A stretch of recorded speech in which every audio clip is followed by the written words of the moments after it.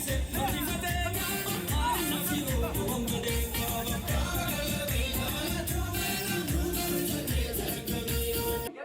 have a special person ዛሬ በመሃላችን ውስጥ በጣም የሚገርም የህይወት ታሪካቸው ለፊልምና ቴዲ ይህንን ፊልም መሰራት አለበት። እንደዚህ አይነት የህይወት ታሪክ ያለው ሰው መሃላችን ውስጥ አርቲስቶችም ስላሉ ነው። እዚህ እኚህ ሰውዬ የአምስት ልጆች አባት ናቸውና የሮሚንግ ሩስተር ባለቤት ናቸው። አምስት ልጆች አሳድገው ትልቅ ቦታ ያደረሱ ታላቅ አባት። እሱ ብቻ አይደለም፣ ብዙ ጊዜ ቢዝነስ ኦነሮችን ታውቃላችሁ፣ ግሪዲ ናቸው፣ ኮሚኒቲያቸውን ሄልፕ አያደርጉም። እኚህ አባት ግን እንደዚህ አይነት ኢቨንትን ስፖንሰር በማድረግ ኮሚኒቲያቸውን በማገልገል እችን የመሰለች ልጅ እስማኤሏን እንደዚህ ብራይት ያደረጉ አባት መጽሐፍም ጽፈዋል። አዲስ መጽሐፍ ነው። ያ መጽሐፍ ቴዲ ወደ ፊልም መቀየር ያለበት መጽሐፍ ነው። እሳቸውን እጽ ዊዝደም ለእኛ ለያንግ ጀነሬሽን አማ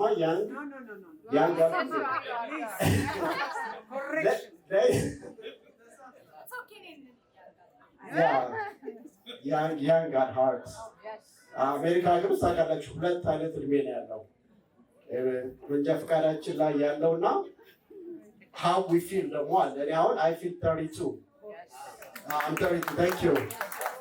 በዛ ላይ 10 ዓመት መዋሸት ለአሜሪካን ውስጥ 5 ዓመት በፓንዳሚኩ ኖረን ተባልን አይባልም። እሱ አለ 5 ዓመት ደግሞ እዚህ ሀገር መተን ቋንቋ ስለምን ምግብ ወይዘር ጥቁሮቹ ሲጮሁብን ምናምን ተኖር አይባልም። ስለዚህ 10 ዓመት ይመችሽ ዋሺ። አሁን ሶፊ 24 ዓመቷ ነው። አጨብጭቦላለ ሶፊ ሼም የለም ማለት እሺ። እና እኛ አባት በእውነት በጣም እሷ ታሪካቸውን ስትነግረኝ አያት ነው አይዲያ እኔ አላቅም ነበር። የሁሉ ታሪክ ለእኛ ኢንስፓይሬሽን ናቸውና አቶ መኮንንና አንድ ጊዜ ወደዚህ መጥተው ለእኛ ዊዝደም ትንሽ ነገር ቢናገሩን ደስ ይለኛል። አጨብጭቡላችሁ። እዚህ ሆኜ እንድናገር ይፈቀድልኝ።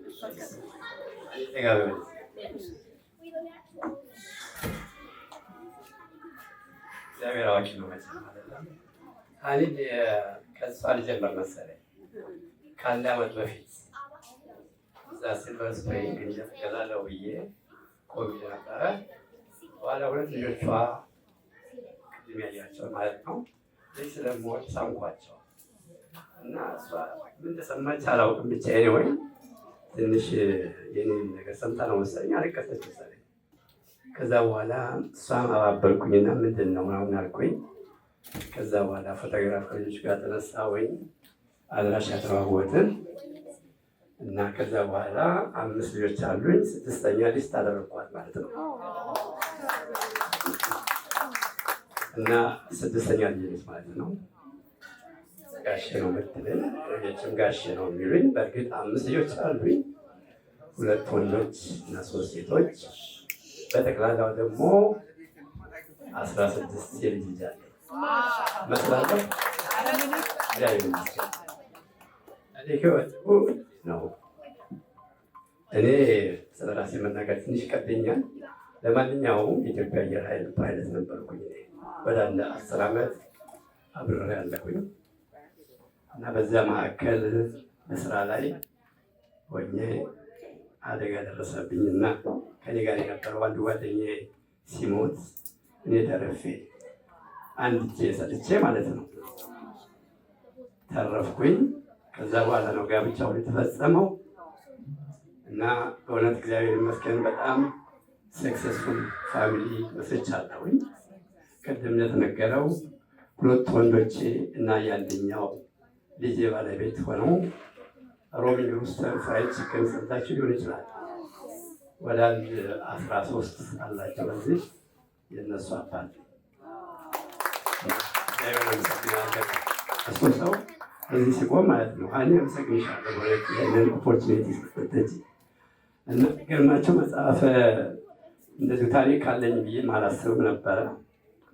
እንደ አጋጣሚ የዛሬ 7-8 ዓመት አካባቢ እንደዚሁ ቃለ መጠይቅ ተደርጎልኝ ነበር አየር ኃይል እና ይህንን ቃለ መጠይቅ የጠየቀው ሰው ይፈልገኝ ነበረ። ታሪክን መጽሐፍ አለብህ አንተ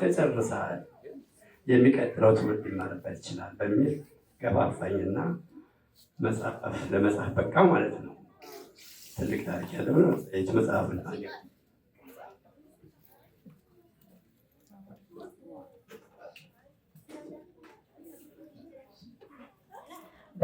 ህይወትን በአንድ እጅ ነው የሚለው።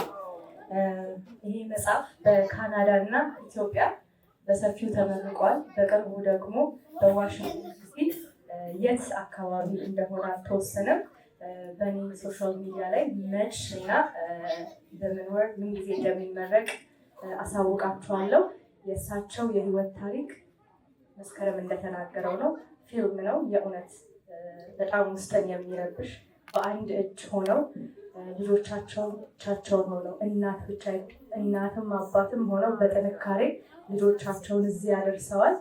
እጅግ በጣም የሚገርም አሁን ምንም ነገር አይባልም፣ ምክንያቱም መጠበቅ ስላለባችሁ እና በጣም አመሰግናለሁ። በእውነት እኔም ራሴ ይህን ታሪክ ነው እያልኩ ራሴ ተገርሜበታለሁ። ግን አይመስልም፣ ሁላችንም ታሪክ አለን አናውቀውም። እኔ ራሴ እንዲህ ብዬ ተገርሜያለሁ በራሴ ማለት ነው። እና በጣም ሰርፕራይዝ ነው የሆንኩት። እግዚአብሔር አዋቂ ነው። ምክንያት ብዙዎቻችን ታሪክ አለን፣ ነገር ግን ታሪክ ሳንሰራ ሳናጽፍ ምንም ሳይመዘገብ እንደዚሁ አልፏል። እንዲያው ፍጹም አይቻት ነበር ቅድም እዚህ አለች ነይ እንጂ ፍጹም ነይ እንጂ እሷ አንድ ቀን እንዲያው ተረከችኝ። ልጆች እሱ ድርጊት መጣ እኔንም ልጄንም እንባችንን የመጣው ተረከችኝ ማለት ነው። እና እግዚአብሔር ይስጥልኝ፣ በጣም አመሰግናለሁኝ። መጽሐፉን እንዳያችሁት ነው። ህዝብ ያንብበው እና ለገንዘብ ብቻ ሳይሆን ህዝብ ያንብበው ለሀገር ታሪክ እንዲሆን ነው። እናመሰግናለሁ። ተባረኩ። እኔ አመሰግናለሁ። ተባረኪ። ደስ ይላል። ለአባቴ እኔም መናገር እፈልጋለሁ እያለች ነው ቴቴ። የሰው ልጅ ታሪኩ ሲነገርለት ለእግዚአብሔርም ለሰውም ደስ ይላል። እኚህ አባት አንድ ቀን እንግዶች ስጋብዝ አብረው እኔ ቤት መጡ። ለካስ ድሮ ያውቁኛል እና በጨዋታ አንዳንድ ነገር አባቴ የሚያወራውን ስነግራቸው ይህን ሁሉ ታሪክ ለምን አጽፊ ምን ይጽፋል አሉ። እኔም ግን ዜና ወይ ነው የምጽፈው ስላቸው አንድ በጣም ታላቅ የሆነ ሰው ስልኩን ሰጡ። ኢትዮጵያ አሁን 1 ዓመት ሆነው በስልክ ኢንተርቪው እያደረገኝ የጻፈልኝ መጽሐፍ በነገራቸው እኔ እንዳየው እና ፍጹም አንዳንዱ ነገር አገኝቶታል። የኔም እንግዲህ 54 የጋብቻችንን ስናከብር ያ መጽሐፍ ይመረቃል። ሁላችሁም እንድትገኙ በእሱ አማካኝነት ጋብዛችኋለሁ። ታላቅ አባት ስለሆኑ እንገራቸው ብዬ ነው። ቴቴዬ በጣም እናመሰግናለን። የቴቴ የህይወት ታሪክም እንዲህ ነው ተብሎ የሚነገር አይደለም። ከምን እስከምን ነው ቴቴዬ? ከንሳሮ እስከ አሜሪካን ከንሳሮ ነው የተወለድኩት። ከንሳሮ እስከ አሜሪካን ህይወቴን ቤቴ ጋር ያሳለፉት ጊዜ ልጆቼ ከልቶቸውን አሁን ወንድሜ ያስተማረኝ ወንድሜ ትልቁ ብዙ ታሪክ አለ። ከመጽሐፉም አርተቲቪ ላይ አንዳንድ ታሪክ ጋር ተረዱ አመጣላችን እንዴት እንደሆነ እና ትውልዱን ለልጆች ተተኪዎች ማሳልፎ መስጠት ተገቢ ነው። ሁላችሁም ታሪክ ቤተሰቦቻችሁን እያሳለፋችሁ ከምናልፍ እያስረከባችሁ ያስመስልና ማሳሰቢያ ይሆናል። ብዙ ቤተሰብ ታሪክ አለው፣ ግን ተተኪ ትውልዱ ካለነገረለት ማን ይነግረለታል? የማንን ይባላል? እና ይህ ሰውዬ ባይኖሩ ያንጽፍ ምንም ትልቅ ወንድሜም አጻፈውም እንኳን አሁን ግን ያት የቅርማዮች አሉ ተርፎም የባለቤቴንም አብሬ እያቀናጀው እየጻፍኩ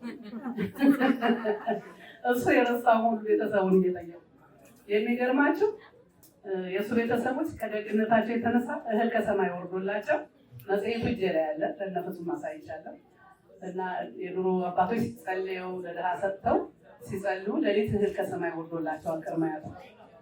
እኔም ጋር ብዙ ታሪክ አለ። በአሁኑ ባጭሩ አይነገርም። ከመጽሐፍ የተረዳው አመሰግናለሁ።